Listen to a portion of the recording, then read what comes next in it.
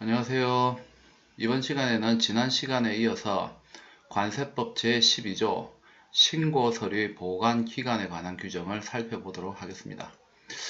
법상에서는 그렇게 긴 조문은 아니죠. 이 법에 따라 가격신고, 납세신고, 수출입신고, 반송신고, 보세하물 반출입신고, 보세운송신고를 하거나 적합목록을 제출한 자는 신고 또는 제출한 자료를 신고 또는 제출한 날로부터 5년의 범위 내에서 대통령령으로 정하는 기간 동안 보관하여야 한다라고 규정이 되어져 있습니다. 5년이라는 거, 이 부분이 중요하죠. 왜 5년이냐면 각각의 서류들은 수출과 관련되는 서류도 있고 수입과 관련되는 서류도 있고 보세와 관련되어진 서류도 있습니다. 지금 현재 법조문상에서는 수입, 수출, 보세와 관련되어지는 내용들이 다 들어가 있어요. 그래서 수입의 경우가 5년으로 가장 깁니다. 그래서 5년의 범위 내에서 보관하여야 된다 라고 규정이 되어져 있습니다. 근데 요거를 시험 문제 낼 때는 조금 바꿀 수 있어요.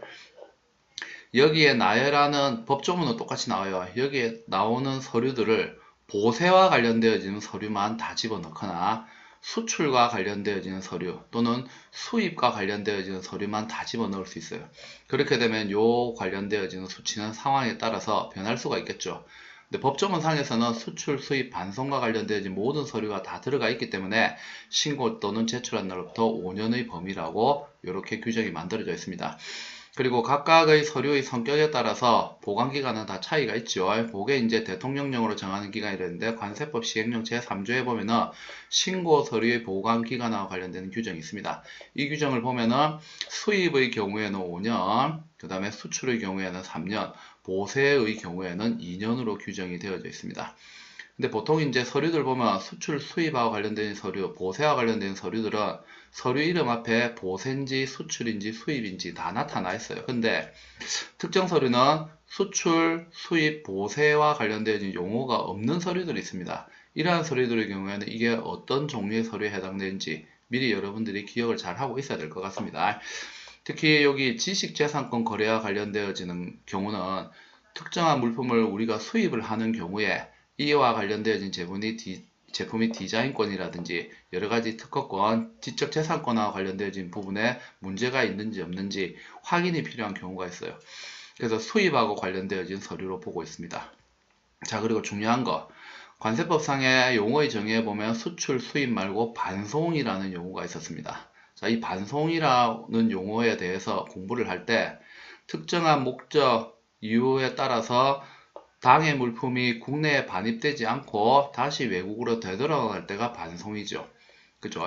그 반송과 관련되어지는 것은 어쨌든 우리나라에 일시적으로 들어왔다가 다시 외국으로 나가는 거기 때문에 수출하고 관련된 일단 물자의 흐름으로 본다면 수출하고 동일한 흐름이라고 판단을 하기 때문에 반송은 수출과 관련되어지는 서류 속에 함께 묶여져 있어요. 그래서 해당 신고 수료부터 3년이 됩니다. 그래서 수출과 반송과 관련되어진 서류는 3년이다. 이렇게 기억을 하시면 될 것 같아요. 그리고 보세와 관련되어서 좀 독특한 게 매니페스트죠. 실무상에서 적하 목록이라는 서류가 있습니다. 자, 사실 적하 목록은 수출의 경우에도 필요할 수도 있고 수입의 경우에도 필요할 수가 있습니다. 상황에 따라서는 좀 차이가 있는데 적하 목록은 보세와 관련되어지는 서류예요. 어쨌든 부두에서 물품이 그 선박에 외국 무역선이나 이런 선박에 싣고 내려질 때 어떠한 물품이 실리는지 확인하는 겁니다. 그 지역은 전부 보세구역이죠. 따라서 적하 목록은 보세와 관련되어진 서류로 본다. 이런 이제 특이한 서류들, 서류 자체에 수출인지 수입인지 보세인지 나타나 있지 않는 서류의 경우에는 여러분들이 별도로 이게 수출에 해당되는 서류인지 수입에 해당되는 서류인지 잘 기억을 하셔야 돼요. 그래서 기출 문제들을 분석해 보면은 뭐 어떤 서류들을 내놓고 다음 서류들은 이제 신고 제출한 날부터 몇 년의 범위 내에 보관을 하여야 된다. 이게 맞는지 틀린지 찾는 문장 또는 특정한 서류들이 1번부터 4번까지 또는 5번까지 보기에 나와 있고 신고 제출한 날로부터 3년의 범위 내에서 보관해야 되는 서류가 아닌 것을 고르세요. 또는 해당되는 서류를 찾으시오. 이런 식으로 해서 시험 문제가 많이 나오기 때문에 이 규정에 대한 내용도 잘 기억을 하셔야 될 것 같습니다. 그리고 11조에서도 얘기했듯이 우리나라는 전자통관율 세계 1위입니다. 따라서 이와 관련되어진 모든 서류도 전자적인 매체 기록에 담아서 보관을 할 수가 있습니다.